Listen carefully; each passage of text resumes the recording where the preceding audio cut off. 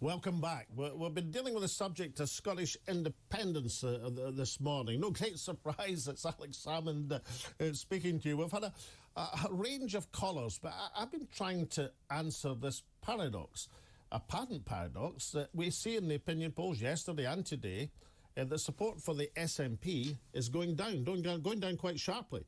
But support for independence, the concept of Scottish independence, has been staying at a very high level.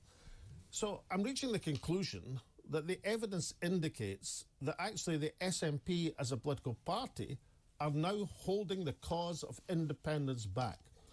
Now, some of that might just be to do with political gravity. The SNP have now been in power in Scotland for more than 15 years. And over a period of time, all governments make mistakes. They get unpopular. They go up the highways and byways of politics as opposed to concentrating on the main prize. But right now, you would expect, with independence so high in the polls, 48%, you'd think the party of independence would want to focus on independence. You know, back in the day when I became the first SNP First Minister, support for the SNP was much, much higher than support for independence.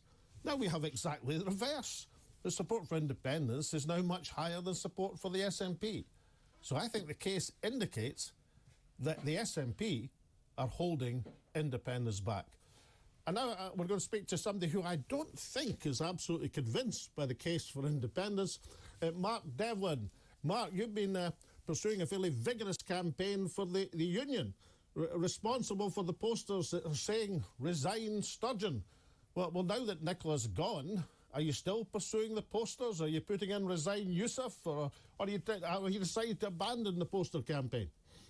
Well, I mean, we're looking for actually Hamza to stay in position because he is so incompetent, basically, that all he can do is bring the cause of the independence down even further and support for the SNP down further as well. I don't know. Your programme so far has been about is this disconnect between the SNP's polling and independence? It sounds very much to me like you are the king of wishful thinking in this matter.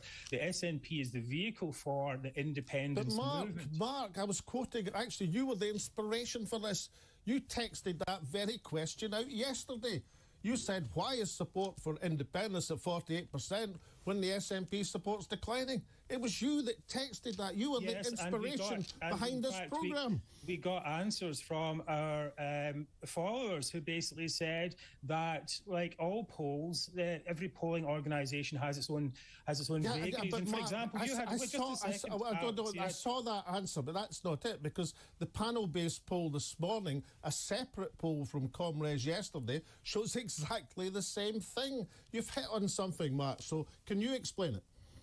No, what I think is that it doesn't actually matter what the polling is at the moment because the trend is inevitably downwards. You have no way to go with your independence movement. And in fact, the big thing that's happened here is that you've lost the narrative. The main narrative was always that independence was inevitable, and it's not inevitable anymore. But Mark, I've been reading your timeline. You were inspired to come back from Japan because, as you put it, when you left for Japan, independence was, a few percent in the polls. The SNP were nowhere, and you were inspired to come back to Scotland to fight for the union. Now, Mark, I see that today, to go on to one of your subjects today, I see that you're complaining, or you're advertising a complaint that the SNP have appointed this Minister for Independence, this Jamie Hepburn. What exactly is your complaint? Why should you complain about that? Well, the Scottish Parliament is not able to work on reserved matters. That was made very clear by your protégé, Nicola Sturgeon, who took it to the Supreme Court. And there's basically said a hard stop to the independence movement. That's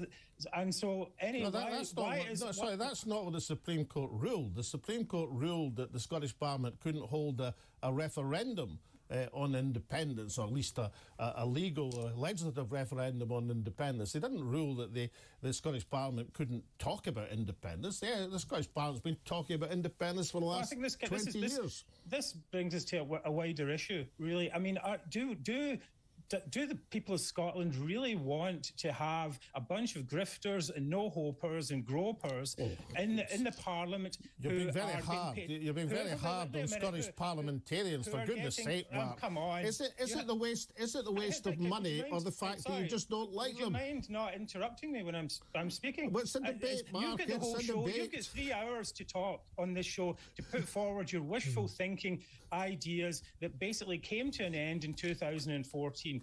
And other people, the majority of Scots, you ignored them for so many years. Your protege, Nicola Sturgeon, ignored us. We won the 2014 referendum, okay? And you have no path forward from here. But and the Mark, people of Scotland you've been arguing, the SNP have won 14 out of the last 15 elections in Scotland, despite your best efforts. Are you saying that now you think you've discovered the secret formula? When independence is at 48%, you think you can turn back the time? 39%. It's 49%. I'm sorry, I'm underestimating independence. Now 49%. 39%. In the polls. Oh, no, in the last 2 polls, 48%. Yesterday's poll, today's poll. Let's say it's 50-50. It's just wishful thinking, Alex. Well, it's not wishful thinking. It's a poll in the Sunday Times.